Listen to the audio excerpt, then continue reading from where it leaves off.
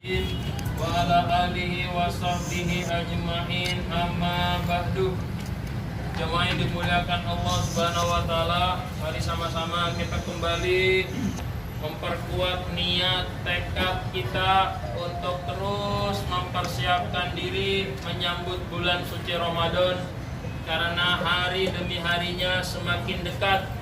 Rajab sudah kita tinggalkan 18 hari yang lalu, maka kita sudah melewati pertengahan Rajab. Insya Allah ketemu dengan bulan Sya'ban, dan mudah-mudahan kita panjang umur ketemu bulan suci Ramadan. Amin ya Allah ya Rabbal Alamin. Tentunya kita benar-benar ingin memanfaatkan Ramadan tahun ini sebaik-baiknya, karena lagi-lagi kita tidak pernah tahu apakah tahun depan akan ketemu lagi dengan bulan suci Ramadan yang akan datang. Wallahu a'lam.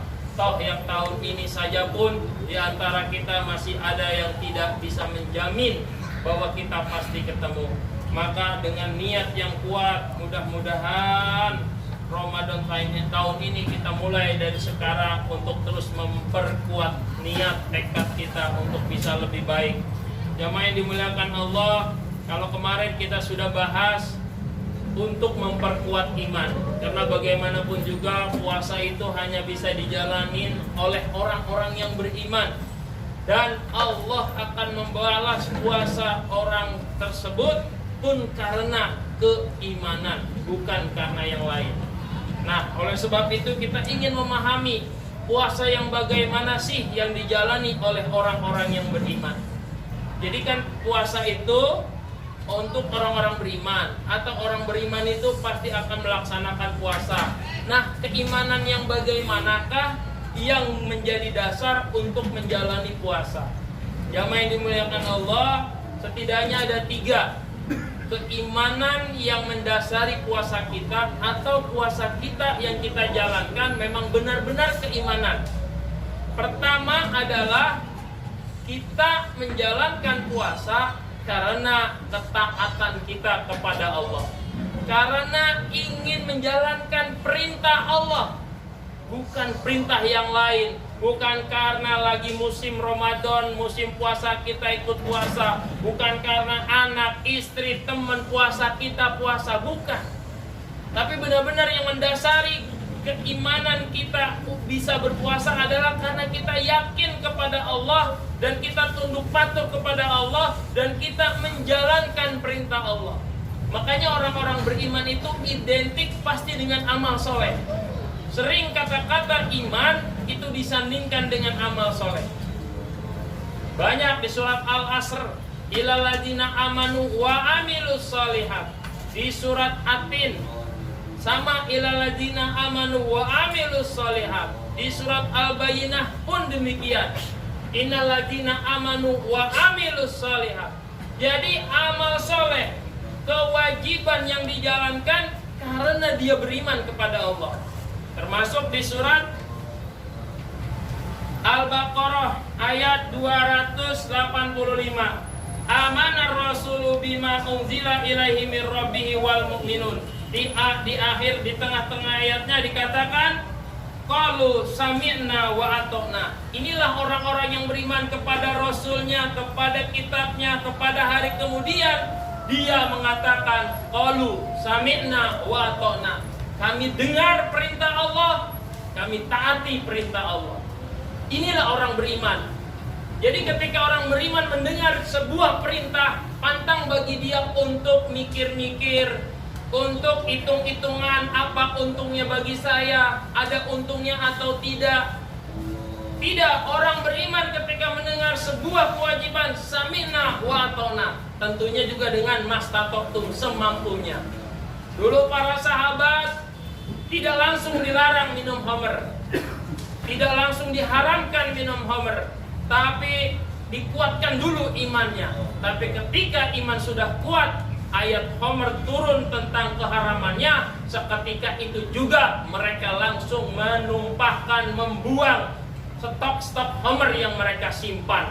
Bahkan bukan hanya sebotol, 2 botol, bukan hanya berkerat-kerat, tapi berdrem-drem. Dengan keimanan mereka katakan sami'na wa ata'na, bagimu haram homer, maka bagiku haram ya Allah homer. Itulah keimanan. Begitu juga para sahabiahnya, orang-orang Islam yang orang-orang sahabat Nabi yang muslimahnya, ketika diperintahkan wajibnya menutup jilbab, menutup aurat, karena keimanan, tidak nunggu besok, tidak nanti saya beli dulu ke pasar, tidak nanti nunggu gajian dari suami saya, tidak. Seketika mereka dengar ayat tentang tutupnya aurat, apapun yang mereka lihat diambilnya untuk menutup aurat. Inilah keimanan. Maka puasa kita pun karena itu perintah untuk orang-orang beriman. Maka bagi kita yang ingin sekali digolongkan oleh Allah sebagai orang yang beriman, ya Allah, sami'na wa ata'na. Kau perintahkan wajibnya puasa, maka wajib bagiku berpuasa ya Allah. Aku ingin menjadi hambamu yang beriman ya Allah. Yang kedua, puasa yang bagaimanakah yang dijalani oleh orang yang beriman? Tentunya puasa yang kita mengharapkan dapat mengampuni dosa-dosa kita.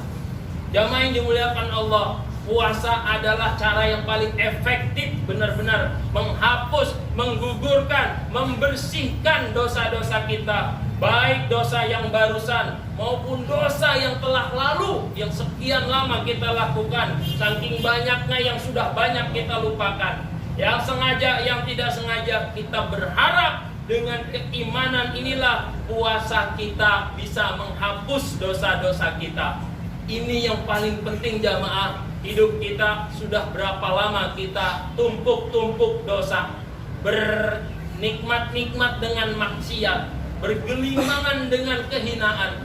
Maka kita pengen puasa inilah yang menjadi pembersih diri kita dari segala dosa. Makanya man soma Ramadana imanan wahtisaban ghufira lahu. Man qoma Ramadana imanan wahtisaban ghufira lahu. Barang siapa yang berpuasa, yang sholat malam karena keimanan mengharap kepada Allah, ghufira lahu, Allah ampuni dosa yang telah lalu.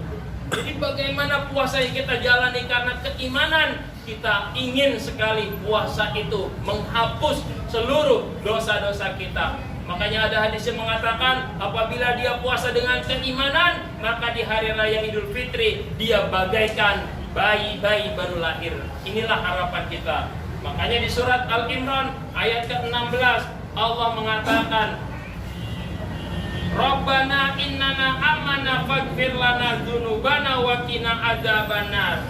Ya Tuhan kami benar-benar beriman, maka ampunilah dosa-dosa kami dan lindungilah kami dari neraka jahanam.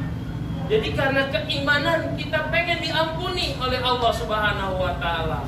Dan mudah-mudahan saya tidak bisa lanjutkan karena kondisinya sudah tidak nyaman. Tapi mudah-mudahan gerahnya kita menjadi saksi di akhirat bahwa kita pernah kepanasan dalam ibadah.